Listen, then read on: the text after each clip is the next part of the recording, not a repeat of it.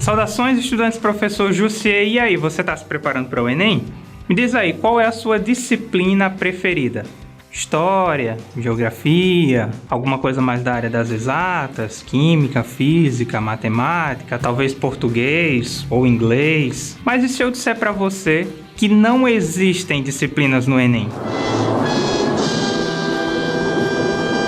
A gente estuda a vida toda, desde o ensino fundamental, ensino médio, todas aquelas disciplinas, e isso de repente não serve para nada no Enem? Na verdade, o que acontece é que essas disciplinas que a gente passa a vida toda estudando na nossa formação escolar, elas se transformam. No Enem, elas vão dar origem ao que a gente conhece como as grandes áreas de conhecimento. Essas grandes áreas de conhecimento, elas são basicamente 4. A área das ciências humanas e suas tecnologias, ciências da natureza e suas tecnologias, linguagens, códigos e suas tecnologias e matemática e suas tecnologias. Começando pela área das ciências humanas, o que a gente vai ter basicamente aí são as disciplinas de História, Geografia, Sociologia e Filosofia. Aqui eu já chamo a atenção para você o seguinte: em todas essas áreas a gente não vai ter questões, pensando já na prova do Enem, específicas para cada uma dessas disciplinas. Na verdade, dentro de cada uma área, a gente vai ter questões que abordam, às vezes, 2, 3 ou todas as disciplinas que estão englobadas dentro de cada uma dessas áreas. Como a gente tem essas 4 disciplinas dentro das ciências humanas, elas vão conversar muito bem porque todas elas vão tratar de aspectos muito humanos.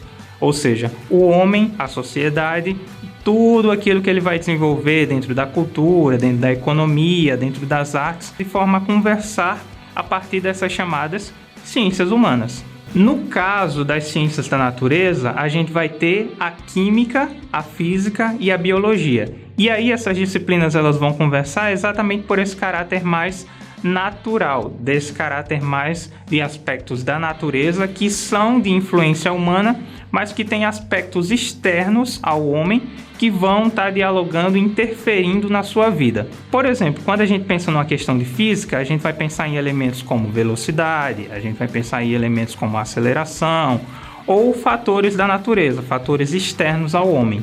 Na química, a gente tem coisas parecidas, elementos que a gente retira da natureza e usa na nossa vida, assim como a gente vai ter na biologia fatores do corpo humano e da interação do corpo humano com a natureza. A partir do englobamento dessas questões e da união disso interferindo na nossa vida, na vida de nós seres humanos, a gente consegue pensar questões que são muito cotidianas, que fazem parte do nosso dia a dia e que a gente consegue pensar em fatores estruturantes para tratar aí nessa prova.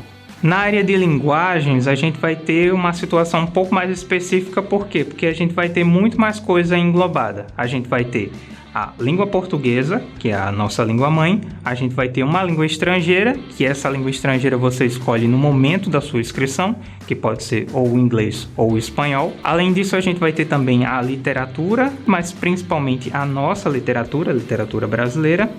Educação física também, que é uma coisa que muita gente esquece, mas que também está tratado aí nessa prova de linguagens. E por fim, a gente tem tecnologia da informação, comunicação e as artes. Literatura também é uma forma de arte, só que quando a gente fala em literatura, a gente tem um caráter mais específico porque isso vai dialogar muito mais com a linguagem, com aspectos da gramática, com aspectos da literatura específica voltado para a nossa história, inclusive. Já em artes, a gente tem outros aspectos muito mais artísticos do ponto de vista da música, da dança e esses elementos teatrais também que a gente vai ter como formas de expressividade artística do ser humano. Em matemática e suas tecnologias, a gente tem uma disciplina bem caracterizada aí e específica que é a matemática.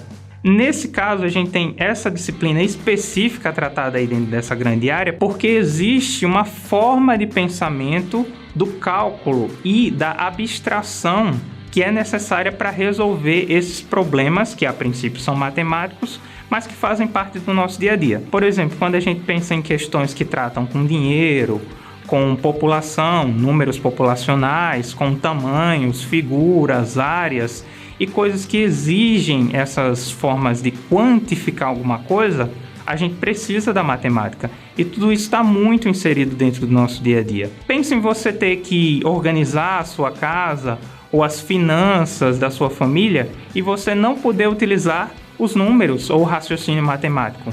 Com o raciocínio matemático, muitas vezes a gente pensa que isso é extremamente complicado.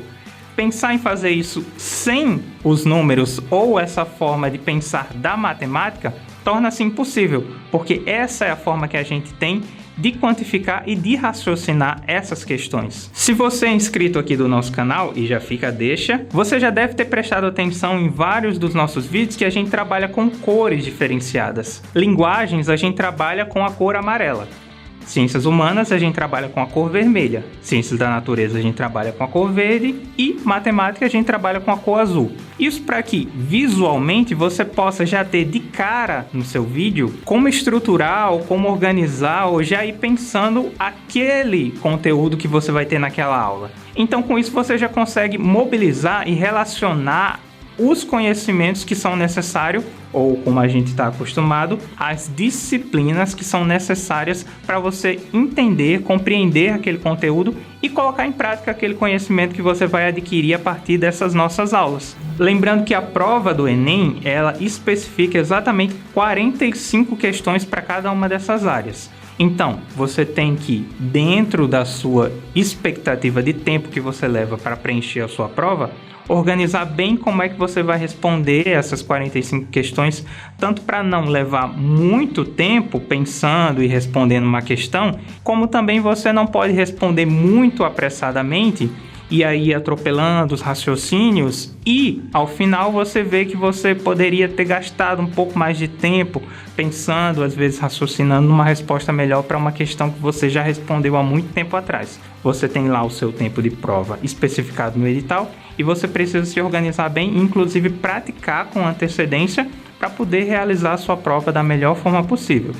Como eu já falei anteriormente, cada questão da prova, ou cada questão que se apresenta em cada uma das provas de cada área, ela pode relacionar todas aquelas disciplinas que estão englobadas dentro daquela área.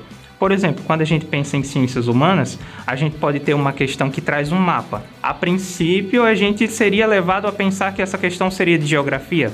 Só que, de repente, se você repara que no mapa ele traz uma certa divisão, uma certa organização, que não necessariamente é a organização que a gente tem hoje em dia, seja dos países, seja dos estados, seja uma organização geopolítica diferente, a gente percebe que existe um contexto histórico nesse mapa. Então você tem que principalmente prestar atenção nas legendas que aparecem junto com as imagens, porque elas vão trazer alguns traços desse contexto histórico que você vai poder utilizar melhor para elaborar o seu raciocínio, o seu pensamento e responder a questão da forma mais ajustada possível. Perceba que a gente tem todo um englobamento que traz todos esses pontos de todas essas disciplinas que estão dentro dessa área. As disciplinas das ciências humanas, elas vão estar principalmente tratadas na prova de ciências humanas. No entanto, você tem sempre que ter em mente, a prova do Enem é uma prova única. As 4 provas realizadas nos 2 dias, elas compõem um único processo seletivo. Então, todos esses conhecimentos, eles têm que estar inerentes ao aluno que está desenvolvendo essa prova. Então, por isso que é tão essencial uma dica que provavelmente você vai ver em todo lugar que trate sobre o Enem. É muito importante você realizar questões de Enems anteriores, porque com isso você vai ter uma prática totalmente direcionada para esse tipo de prova. As questões dos Enems anteriores foram elaboradas praticamente pelas mesmas equipes, voltadas pelo mesmo objetivo que rege essa prova que você vai fazer esse ano. Então você precisa fazer previamente essas questões desses Enems anteriores para que você conheça o formato da prova, cada uma dessas áreas, qual é o tipo de raciocínio que está sendo exigido ali de você. Com isso você consegue ter uma prática mais acertada de como é que você vai vivenciar aquela experiência daquela prova que você está se preparando para realizar nesse ano. Só chamando a atenção para um detalhe, existe uma matriz do Enem que é utilizada tanto para você observar e pensar as competências que são necessárias para você realizar aquela prova, assim como também é uma base para elaboração das questões que estão presentes lá naquela prova. Então é importante que você leia esse material também, para você poder pensar como é que essa prova é elaborada e como é que isso é organizado para estar ali diante de você na sua prova. Para isso a gente vai deixar inclusive o link desse material aqui na descrição desse vídeo, para que você tenha uma maior facilidade de acessar esse material e ter conhecimento dessa informação. Então é para isso que a gente está aqui, o Já Passei, para te ajudar a engrandecer ainda mais o seu conhecimento, o seu aprendizado de uma forma variada. Então, assine o nosso canal, venha fazer parte do nosso grupo. Estamos toda semana aqui produzindo conteúdo especialmente para você. Curta esse vídeo, compartilhe com seus amigos que estão pensando em fazer o Enem, estão procurando conhecer melhor a prova, entender como é que funciona, estão fazendo pela primeira vez ou quem sabe quer ser um treineiro aí da prova.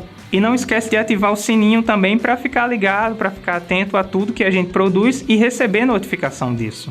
Então é isso. Para ter mais repertório cultural, para ter mais notícias, para ter mais conhecimento e se informar de tudo sobre o Enem, lembra, dá um play no Já Passei.